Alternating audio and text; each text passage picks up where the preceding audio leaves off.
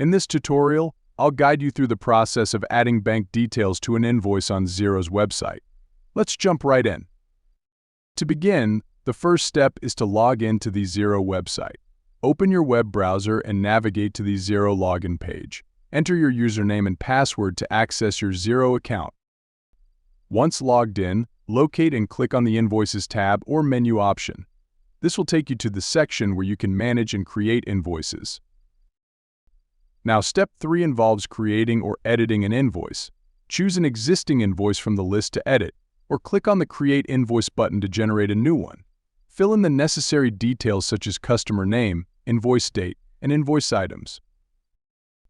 Moving on to step 4. Within the invoice editing screen, find the section where you can add payment details. This section is often labeled as payment options or bank details. Click on the appropriate field to enter your bank details, including account name, account number, and any other relevant information. Finally, step 5 is to save the changes. After adding the bank details, ensure to save the changes to the invoice. Look for a Save or Save Changes button, usually located at the top or bottom of the page. Click on it to store the updated invoice with the bank details. And there you have it. Adding bank details to an invoice in Xero is a simple process that enhances professionalism and convenience for both you and your clients.